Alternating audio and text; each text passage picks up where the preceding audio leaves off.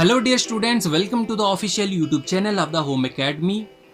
JKSSB के लिए mensuration का टॉपिक चल रहा था। यहाँ पर आज हम कंटिन्यू करेंगे। वो स्टूडेंट जिन्होंने हमारा पहला पार्ट नहीं देखा है ज़रूर देखिए, जहाँ पर हमने कंसेप्ट डिस्कस किए थे, फार्मूलेज को देखा था। आज उन्हीं को हम अप्लाई करेंगे। तो जितने क्वेश्चन आज हो सके उतने करेंगे, क्योंकि जो फार्मूले हम पढ़ चुके हैं उन्हीं के बेसिस पे हम यहाँ पर क्वेश्चन करेंगे। और स्टूडेंट्स अपनी अपनी नोटबुक साथ रखिए, क्योंकि वो स्टूडेंट जिन्होंने नोट्स नहीं लिए हमारे, तो वो जो है अपने नोट्स खुद बनाए। यहाँ पर देखिए क्वेश्चन है, find the area of the triangle whose sides are. अब देखिए इस क्वेश्चन को पढ़ते ही आप, सिंपल सा क्वेश्चन है, 2D मेंसुरेशन का है, एरिया निकालना है ट्राइंगल का।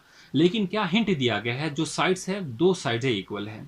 अब वो कौन सी ट्राइंगल होती है जहां पर दो साइडें इक्वल होती है, और आप सभी जानते हैं वो ट्राइंगल होगी हमारी आइसोसेलेस ट्राइंगल होती है। वो ट्राइंगल होती है जहां पर टू साइड जो होते हैं वो इक्वल है। अब ये टू साइड इक्वल कैसे पता चला, क्योंकि हमारे पास साइड दिए गए थे 5, 5, 6, तो यहां से आप पता चल रहा है ये दोनों जो है वो इक्वल है। अब इस केस में मैं आपको शॉर्टकट ट्रिक भी बोला था याद रखने की, कि यहाँ पर एरिया कैसे निकाला जाता है, कैसे आपको फार्मूला याद रखना है। तो आइसोसेलेस ट्राइंगल में हमें एरिया निकालना है। एक ट्राइंगल मैं बना देता हूँ, रफ मैं बना रहा हूँ यहाँ पर। ये हमारी दो साइड है, लेट सपोज ये इक्वल है, ये ए है, ये ए है, ठीक है।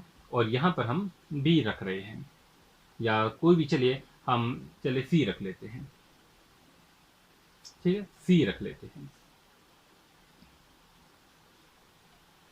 तो मैंने सी क्यों रखा, ताकि आपको फार्मूला जो है वो, जो मैंने ट्रिक बोली थी फार्मूला याद रखने की, वो आपको याद आ जाए। अब देखिए इस केस में हमें क्या करना है, जो साइड डिफरेंट होती है, जैसे कि यहाँ पर साइड ए और ए सेम है लेकिन सी डिफरेंट है, जो डिफरेंट होगी वो डिवाइडेड बाई 4 करेंगे, तो एरिया के लिए ये होगा। फिर हम क्या करते हैं, 4 जो साइड सेम है, 4a² माइनस ये c का स्क्वायर, ये आपका एरिया होगा। तो कैसे हमने फार्मूला याद रखा आप जानते हैं। अब हम वैल्यू दे देंगे, c की वैल्यू कितनी है, 6 है, a की वैल्यू कितनी है, 5 है, तो 6/4 होगा, अंडर रूट होगा 4a², a कितना है 5 का स्क्वायर माइनस 6 का स्क्वायर, ठीक है। ये मार्कर भी ये आ गया। तो यहां पर 6/4 अंडर रूट 4, 5 का स्क्वायर माइनस 6 का स्क्वायर, देखिए। तो इसे 3/2 लिख सकते हैं, इसे 1.5 लिख सकते हैं। 5 5 जार 25, 25 इंटू 4 करेंगे तो 100 होगा, माइनस 36 हो जाएगा। 100 माइनस 36 करेंगे तो यहाँ पर कितना हो जाएगा ये, ठीक है, ये 4 आ जाएगा आपका, यहाँ पर 6 हो जाएगा 64, और ये 1.5। तो आप इसे मल्टीप्लाई कीजिए, जो भी होगा वो आपका आंसर होगा, ठीक है। ओ ये सॉरी, ये आपका अंडर रूट भूल गए, तो जानते हैं आप 8 8 जार होता है, तो 1.5 इंटू 8 होगा, तो ये तकरीबन जो होगा वो 12 के आसपास जो होगा वो आंसर होगा, 12 सेंटीमीटर का स्क्वायर। देखिए ये क्वेश्चन था find the area of the triangle. देखिए अब इसी क्वेश्चन को मैं चेंज कर देता हूं, यहां पर अब एरिया नहीं पूछा गया है, यहां पर अब आपको मैं हाइट दे देता हूं। और मैंने आपको अभी हाइट का फार्मूला भी बताया था, अब मैं इस एरिया की जगह क्या कर रहा हूं, मैं हाइट दे रहा हूं। ऐसे ही क्वेश्चन जो होते हैं वो फ्रेम होते हैं। Find the height of the triangle. अब हाइट के लिए तो मैंने आपको फार्मूला बताया था, सिंपल 1/2 4a² माइनस c का स्क्वायर, ठीक है। तो ये अंडर रूट में रहेगा। अब 1/2 तो आपको पता है, 4a का स्क्वायर कितना होगा, 100 होगा, माइनस c का स्क्वायर कितना होगा, ये 36 होगा। तो ये कितना हो जाएगा 64/2, और ये रूट में होगा, इसे 64 लिख सकते हैं, और डिवाइडेड बाई 2 करेंगे तो कितना हो जाएगा, ये 8/2 हो जाएगा, और 8/2 को हम 4 लिख सकते हैं। तो आपने देखा हमने हाइट भी निकालना सीखा, हमने इसका एरिया भी निकालने सीखा, और ये वो क्वेश्चन था जो हम कल जो है इसका फार्मूला पढ़ चुके हैं। तो उम्मीद करता हूं कि आप कोई भी ये गलत नहीं किया होगा। तो अगला क्वेश्चन हम बनाते हैं। अब देखिए, find the area of triangle. अब हमें एरिया निकालना है, किसका निकालना है, ट्राइंगल का जो है वो एरिया निकालना है। अब यहां पर जो साइड्स ले रहे हैं हम, वो 5 6 7 ले रहे हैं, अब देखो तीनों साइडों हमने डिफरेंट ली। अब तीनों साइडों जो है वो डिफरेंट ले रहे हैं, मतलब स्केलीन ट्राइंगल होगी। कौन सी ट्राइंगल होगी? स्केलीन। तो आपको मैंने कहा है सेमी पेरीमीटर और पेरीमीटर का कंसेप्ट। तो यहां पर हम क्या करेंगे, यहां पर हम सेमी पेरीमीटर निकालेंगे सबसे पहले। और आप जानते हैं सेमी पेरीमीटर का फॉर्मूला क्या होता है? एस जो होता है a plus b plus c divided by, sorry ये, हाँ, डिवाइडेड बाई 2 होता है। देखिए ये वो ट्राइंगल है जहां पर जो है वो तीनों साइडें जो है वो डिफरेंट है। ये ए है, ये बी है, ये सी है। अब यहां पर आप निकाल तो लेते हैं, ए प्लस बी प्लस सी कितना होगा? 5 होगा, प्लस 6 होगा, प्लस 7 होगा, डिवाइडेड बाई 2 होगा। ठीक है, तो ये कितना हो जाएगा? ये 19 हो जाएगा।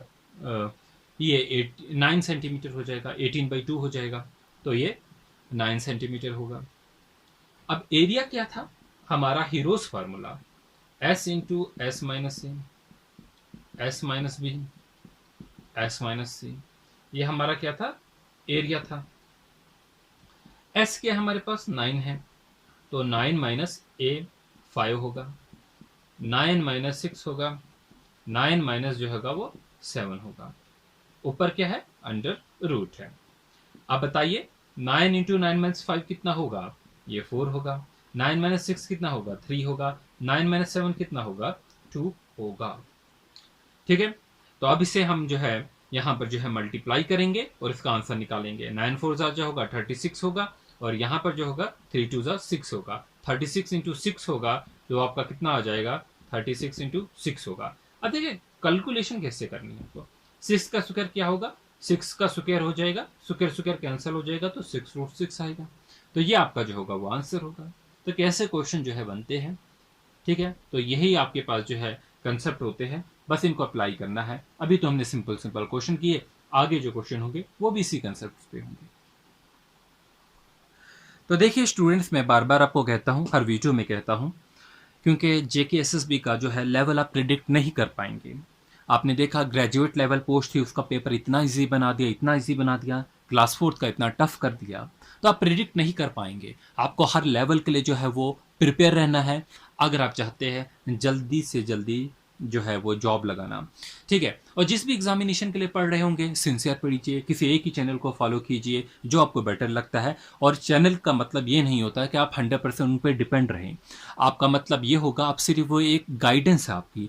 आप अच्छी सी बुक्स लीजिए, जो बुक्स होगी, ये नहीं कि किसी चैनल ने जो है कहीं से वो पब्लिश करवा दी, अपना नाम बाहर से ऑथर लिख दिया। ठीक है, उन बुक्सों का फ़ायदा नहीं है। आप एक स्टैंडर्ड की बुक लीजिए, अरिहंत बुक है, अच्छी बुक है। इसका ये भी मतलब नहीं कि अरिहंत से आपका 100% पेपर होगा। ठीक है, देखिए जो है पेपर किसी भी एक बुक से नहीं होता है, बट क्वेश्चंस आप वहाँ से प्रैक्टिस कर पाएंगे। वैसे आप इंटरनेट से भी जो है प्रैक्टिस कर पाएंगे। हम भी हमारी वेबसाइट से भी आप कर सकते हैं, होम एकेडमी की वेबसाइट से भी आप कर सकते हैं। ठीक है, और जो व्हाट्सएप पे ग्रुप जो है जुड़े हैं, मैं जैसे ही फ्री होता हूँ, ठीक है, तो मैं उस पर भी जो है चीज़ें जो है अपलोड करूँगा, या हमारे टेलीग्राम से भी आप जुड़े रहें। अब देखिए यहाँ पर हम क्वेश्चन में एक और लेता हूँ। अभी जो हम कल पढ़े हैं कंसेप्ट, उन्हीं के बेसिस पे मैंने आपको स्क्वायर पढ़ाया था। स्क्वायर का मैंने आपको एरिया बताया, उसका पेरीमीटर बताया, डायगोनल बताया। अब मैं उसी पे एक क्वेश्चन आपको देता हूँ। यहाँ पर आपको एरिया ऑफ, ठीक है, हाँ लिखिए, एरिया ऑफ स्क्वायर फील्ड। एक स्क्वायर फील्ड है, खेत है हमारे पास, स्क्वायर शेप का फील्ड है, इज हाफ हेक्टेयर। कितना है? Is half hectare. Find its diagonal. क्या आप इसका डायगोनल निकाल सकते हैं? Find its diagonal. अब यहाँ पर आपका थोड़ा सा जो है वो कंसेप्ट जो है वो यूज तो होगा, लेकिन आपका एक जनरल नॉलेज भी यहाँ पर यूज होने वाला है। देखिए 1 हेक्टर जो है वो कितना होता है आपको पता होना चाहिए, उसके अंदर कितने स्क्वायर सेंटीमीटर यहाँ पर है। देखिए 1 हेक्टर जो है 10,000 के बराबर होगा। डायगोनल आपने पढ़ा था कल, वो किसके बराबर होगा? √2a के बराबर होगा। एरिया का मैंने आपको शॉर्टकट फॉर्मूला बोला था, अगर डायगोनल की टर्म्स में निकालना होगा d²/2 होगा। एरिया जो है यहाँ पर 1 हेक्टेयर स्क्वायर फील्ड है। ठीक है, और ये हमारे पास 10,000 है। ठीक है, और ये हाफ हेक्टर दिया गया है, तो डिवाइडेड बाई 2 करेंगे, और डी स्क्वायर होगा अपॉन 2 करेंगे। तो आप देखिए यहाँ से 2 कैंसिल होगा, ये स्क्वायर है, तो डी जो होगा वो 10,000 का स्क्वायर होगा। तो आंसर कितना होगा आपका 100 होगा। तो देखिए क्वेश्चंस कैसे बनते हैं। लास्ट टाइम भी जो मैं क्वेश्चन कराया था उसी टाइप का जो है वो क्वेश्चन जो है एग्जामिनेशन में देखने को मिला था। ठीक है, क्लास 4 वालों को भी, क्योंकि देखिए क्वेश्चन ये नहीं है कि आपको डायरेक्ट वैल्यू वही आ जाए। हाँ, अगर डायरेक्ट वैल्यू आ जाए, जैसे कि असिस्टेंट कंपाइलर को जिनको मैंने पढ़ाया था का 60 to 70 क्वेश्चन जो है डायरेक्टली जो है उसमें पूछे गए थे। वो क्योंकि वो थ्योरी का पार्ट रहता था, हिस्ट्री पॉलिटी कहीं ना कहीं जो है डायरेक्टली पूछे जाते हैं। लेकिन मैथ में जो है कंसेप्ट जो है वो पूछे जाएंगे। अब ये नहीं एक्सपेक्ट करेंगे कि बिल्कुल सेम वैल्यू जो है आपको पूछी जाए। ठीक है, उस जैसा जो है वो आपको देखने को जरूर मिलेगा। चलिए मैं आपको क्वेश्चन दिखाता हूँ कि किस टाइप के क्वेश्चन जो है अब पूछे जाते हैं। जैसे कि एक रूम है, उसमें कारपेट जो है बिछाना है, तो बताइए कि उसकी टोटल कॉस्ट कितनी होगी, इस टाइप के क्वेश्चन। तो देखिए ए रूम है, उसका एरिया 5 मीटर इंटू 4 मीटर होगा। इज टू बी कारपेटेड, उसमें कारपेट बिछाना है। Is to be carpeted. ठीक है, उस रूम में हम एक मार्जिन भी रख रहे हैं, पूरा जो है रूम में नहीं बिछा रहे, साइड छोड़ रहे हैं, leaving a margin of 25 centimetre. 25 centimetre का जो है मार्जिन छोड़ रहे हैं from each part, from her कोने से जो हम 25 सेंटीमीटर का जो है मार्जिन छोड़ रहे हैं। ठीक है, ईच वाल लिख लीजिए, पार्ट नहीं वाल लिख लीजिए, ज्यादा बेटर रहेगा। फ्रॉम ईच वार, हर दीवार से इतना हमने मार्जिन छोड़ा है। ठीक है, अब देखिए if the cost of the carpet,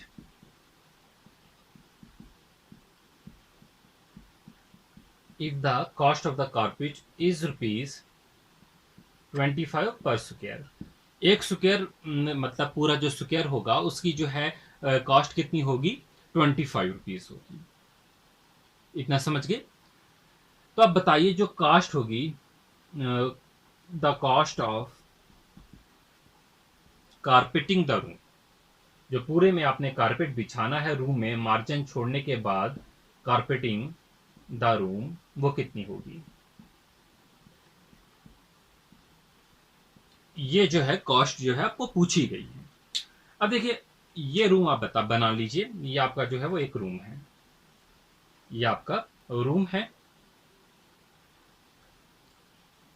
ठीक है, अब ये रूम जो है 5x4 है, ये 5 मीटर है, ये 4 मीटर है। अब आपने इसमें कारपेट बिछाना है लेकिन कुछ मार्जिन छोड़ना है। ये मार्जिन आप छोड़ेंगे, कितना है 0.25 समझ लीजिए, 0.25 क्योंकि सेंटीमीटर में है। यहां से भी छोड़ा आपने, यहां से भी छोड़ा, तो मतलब ये जो लेंथ आपकी आएगी ये टोटल कितनी आ जाएगी 4.5 मीटर। अब यहां से भी 0.5 छोड़ रहे, 0.25 छोड़ रहे, यहां से भी छोड़ रहे हैं, तो ये जो टोटल लेंथ आएगी आपकी इसमें से वो कितनी आ जाएगी 3.5 आ जाएगी। इतना समझ गए।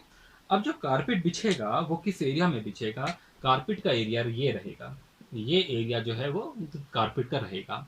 हमें बोला गया cost of carpeting the room, carpet जो बिछाना है उसमें कॉस्ट कितनी होगी।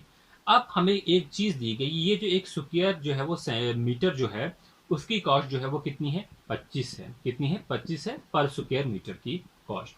और ऐसे कितने स्क्वायर इसमें बनेंगे, मल्टीप्लाई बाई 25 करेंगे तो टोटल कॉस्ट निकल जाएगी। तो हमारे पास जो है फार्मूला मेंसुरेशन से हम कैसे सॉल्व करते हैं, इसे हम एरिया निकालेंगे। एरिया इस 4.5 का यहां से यहां तक का और यहां से यहां तक का वो कितना आ जाएगा 4.5 होगा, मल्टीप्लाई बाई 3.5 होगा, मतलब लेंथ इंटू ब्रेथ। तो 4 3 और कितना होगा 12 होगा, 0.5 इंटू 0.5, ये 5 ये आ जाएगा 75 पॉइंट आ जाएगा, और ये आ जाएगा 15, तो 15.75 होगा। अब हमें टोटल कॉस्ट निकालनी है, मतलब इतने स्क्वायर हो गया, तो 15.75 स्क्वायर है और उसको हम 25 से मल्टीप्लाई करेंगे, मतलब हम इसे 1/4 से मल्टीप्लाई कर रहे हैं, तो ये कितना आ जाएगा, ये आ जाएगा हमारे पास 25, ये हो जाएगा 250, अगर 10 से मल्टीप्लाई करेंगे और 250 का फिर आधा जोड़ेंगे 0.5 से, तो कितना आ जाएगा, ये 3 आ जाएगा, ये 9 आ जाएगा, ये 33.75 के आसपास जो है ये आ जाएगा। चलिए आप देख लेना, ठीक है, कैलकुलेशन ठीक है या नहीं। तो इस तरीके से क्वेश्चन करेंगे हम ये वाले।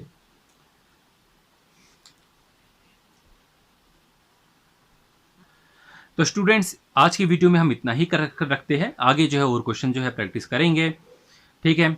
तब तक के लिए जो है आप खुद से जो है अपने नोट्स प्रैक्टिस ये सारी चीज़ें है कीजिए, ठीक है। टाइम टू टाइम जो है आपको गाइडेंस जो है दी जाएगी। व्हाट्सएप नंबर दे दिया है, सब कुछ दे दिया है, टेलीग्राम दे दिया है, फेसबुक है, इंस्टाग्राम है, कहीं भी आप मैसेज जो है वो कर सकते हैं। हम फ्री होंगे ज़रूर आपके मैसेज पढ़ेंगे और उसका रिप्लाई भी देने की जो है बिल्कुल कोशिश करेंगे। Thanks for watching. वीडियो पसंद आई तो लाइक कीजिए, चैनल को सब्सक्राइब नहीं किया है तो सब्सक्राइब कीजिए। Thanks for watching.